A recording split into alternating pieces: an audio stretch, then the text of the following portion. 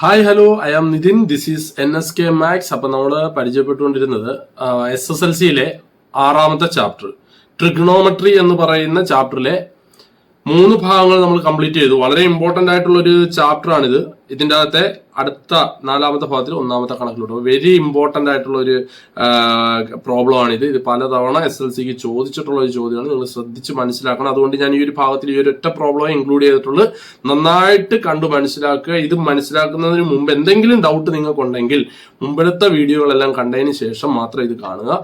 എല്ലാ വീഡിയോകളുടെയും ഡിസ്ക്രിപ്ഷൻ ലിങ്കുകൾ ഞാൻ ഡിസ്ക്രിപ്ഷൻ ബോക്സിൽ ഇട്ടിട്ടുണ്ട്. നിങ്ങൾ അത് നോക്കുക. അതേപോലെ തന്നെ എൻ്റെ വീഡിയോ ഇഷ്ടപ്പെടുകയാണെങ്കിൽ നിങ്ങൾ ദയവ് ചെയ്ത് സബ്സ്ക്രൈബ് ചെയ്യണം, കമന്റ് ചെയ്യണം, തൊട്ടടുത്തുള്ള ബെല്ലൈക്കൺ എനേബിൾ ചെയ്യുകയാണെങ്കിൽ ഞാൻ ഇടുന്ന എല്ലാ പ്രോബ്ലംസുകളും എല്ലാ ഭാഗങ്ങളും നിങ്ങൾക്ക് കൃത്യമായിട്ട് നോട്ടിഫിക്കേഷൻ. അപ്പോൾ നമുക്ക് ഈ പ്രോബ്ലത്തിലോട്ട് പോകാം. ക്വസ്റ്റ്യൻ വായിച്ചൊന്ന് മനസ്സിലാക്കണം. The length of the side of A rhombus is 5 cm എന്ന് പറഞ്ഞാൽ ഇവിടെ തന്നിരിക്കുന്നത് ഒരു റോംബസ് ആണ്. ഇവിടുത്തെ റോംബസ് എന്താണെന്ന് നമുക്ക് എല്ലാവർക്കും അറിയാം അല്ലെ? 4 വശമുള്ള ഒരു രൂപമാണ്. ഈ 4 വശങ്ങളും എന്തായിരിക്കും തുല്യം? ഞാൻ വരച്ചിരിക്കുന്നത് റോംബസ് ആണ്. ഓക്കെ, മനസ്സിലായല്ലോ നിങ്ങൾക്ക്? വരയ്ക്കുമ്പോൾ ഇച്ചിരി ക്ലിയർ അല്ല, അത് മനസ്സിലാക്കി എടുക്കുക. അപ്പൊ ഇത് 5 സെന്റിമീറ്റർ ആണെന്നുണ്ടെങ്കിൽ ഇതിന്റെ എല്ലാ വശങ്ങളും എന്ത് തന്നെയാണ്? 5. അപ്പൊ ഇത് 5 സെന്റിമീറ്റർ ആണെങ്കിൽ ഇത് 5 സെന്റിമീറ്റർ ആയിരിക്കും, ഇതും 5 സെന്റിമീറ്റർ ആയിരിക്കും, ഇതും എന്താണ്? 5 സെന്റിമീറ്റർ ആണ്. അതേപോലെ തന്നെ ഇതിന്റെ ഡയഗണൽസ് നമുക്കറിയാം അല്ലെ? ഇവരോട് പറഞ്ഞിരിക്കുന്നത് and one of its angle is 70 degree അല്ലെ? ഇതിന്റെ അകത്ത് ഏതോ ഒരു കോണളവ് എത്രയാണെന്ന് പറഞ്ഞത് 70 ഡിഗ്രി. ഒരിക്കലും ഈ ഞാൻ പേരിടാം എ, അതേപോലെ ഇത് ബി, ഇത് സി, ഇത് ഡി ആണ്. ഈ ബിയും ഡിയും എന്തായാലും 70 ഡിഗ്രി ആകത്തില്ല. അത് എന്തായാലും 90 ഡിഗ്രി കൂടുതലാണ് അല്ലെ? അപ്പൊ എന്തായാലും ഏതായിരിക്കും ഇതിന്റെ അകത്ത് 70 ഡിഗ്രി എന്ന് വരാൻ സാധ്യത ഏതാണ്? ഇതാണ് 70 ഡിഗ്രി. എന്നിട്ട് അവര് നമ്മളോട് പറഞ്ഞിരിക്കുന്നത് ഇതിന്റെ ഡയഗണലുകളുടെ നീളം കണക്കാക്കാനാണ് പറഞ്ഞിരിക്കുന്നത്. അപ്പൊ നമുക്കൊരു കാര്യം ചെയ്യാം. ഇതിനകത്ത് ഡയഗണലുകൾ ഒന്ന് വരയ്ക്കാം. ഇതാണ് നമ്മുടെ ഡയഗണൽസ് എന്ന് പറയുന്നത്. ഈ ഗ്രീൻ രേഖയിൽ വരയ്ക്കുന്നതാണ് 1ാമത്തെ ഡയഗണൽ. അതേപോലെ തന്നെ ഈ പിങ്ക് രേഖയിൽ വരയ്ക്കുന്നതാണ് എന്ത്? നമ്മുടെ 2ാമത്തെ ഡയഗണൽ. ഓക്കെ, നിങ്ങൾ മനസ്സിലാക്കേണ്ട മറ്റൊരു കാര്യം, ഈ ഡയഗണലുകൾ ചേരുമ്പോൾ അവിടെ ഉണ്ടാകുന്ന കോണളവ് എത്ര ഡിഗ്രി ആയിരിക്കും? 90 ഡിഗ്രി ആയിരിക്കും. അങ്ങനെ ആണെങ്കിൽ നമ്മളോട് പറഞ്ഞ് calculate the length of its diagonal എന്നാണ് നമ്മളോട് പറഞ്ഞ് ചോദിച്ചിരിക്കുന്നത്. അപ്പൊ ഡയഗണലുകളുടെ നീളം കണ്ടുപിടിക്കാൻ നിങ്ങൾ ഇങ്ങോട്ട് നോക്കുക. ഞാൻ ഈ വശത്തിന്, അതായത് ഈ O മുതൽ ക്യാപിറ്റൽ ലെറ്റർ A വരെയുള്ള വശത്തിനെ ഞാൻ സ്മോൾ ലെറ്റർ A എന്നും, അതേപോലെ ഈ O മുതൽ ഈ B വരെയുള്ള ഇതിനെ ഞാൻ എന്തെടുത്തു? സ്മോൾ ലെറ്റർ ബി എന്നും എടുത്താൽ നമുക്ക് അതിൻ്റെ അകത്ത് ആ ഒരു റൈറ്റ് ആംഗിൾ ട്രയാംഗിളിനെ ഇങ്ങനെ എടുക്കാമല്ലോ. നിങ്ങൾ ഇങ്ങോട്ട് ശ്രദ്ധിക്കുക. ഞാൻ ആ റൈറ്റ് ആംഗിൾ ട്രയാംഗിളിനെയാണ് ഇങ്ങോട്ട് എടുത്തിരിക്കുന്നത്. അതിൻ്റെ അത് ഏതൊക്കെ വശങ്ങൾ തന്നിട്ടുണ്ട്? ഇത് എ ആണ്, ഇത് 90 ഡിഗ്രി ഉണ്ട്, ഇത് ബി ആണ്, അതേപോലെ ഇത് 5 സെന്റിമീറ്റർ ആണ്. കൂടാതെ ഇതിനെ ഞാൻ പേരിടുന്നു എ, ഇത് ബി, അതേപോലെ ഇതെന്താണ്? ഓ. ഇനി നിങ്ങൾ മനസ്സിലാക്കണം, ഇവിടെ നമുക്ക് എന്തൊക്കെ അപ്ലൈ ചെയ്ത് എയും ബിയും കണ്ടുപിടിച്ചാൽ മാത്രം മതി. എയും ബിയും കണ്ടുപിടിച്ചു കഴിഞ്ഞാൽ നമ്മുടെ ആൻസർ തീർന്നെന്ന് തന്നെ നമുക്ക് പറയാം. അതിനുവേണ്ടി നമ്മൾ ആദ്യം തന്നെ എന്ത് അപ്ലൈ ചെയ്യുക?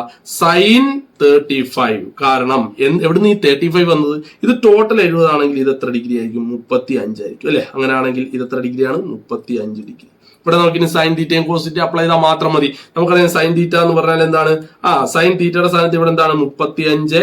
That is equal to sine 35 എന്ന് പറയുന്നത് നമുക്ക് എന്ത് എഴുതാം? Opposite side. ഇവിടെ ഓപ്പോസിറ്റ് സൈഡ് എന്താണ്? ബി ആണ്. ദെയർഫോർ ബി ബൈ ഹൈപ്പോട്ടന്യൂസ് എന്ന് പറഞ്ഞാൽ 90 ഡിഗ്രിക്ക് എതിരെയുള്ള ഈ വശം that is equal to 5 sine 30. അതിന്റെ അകത്ത് നമുക്ക് ബി ഈസ് ഈക്വൽ ടു എന്ത് കിട്ടും? B is equal to 5 into sine 35 ആണ്.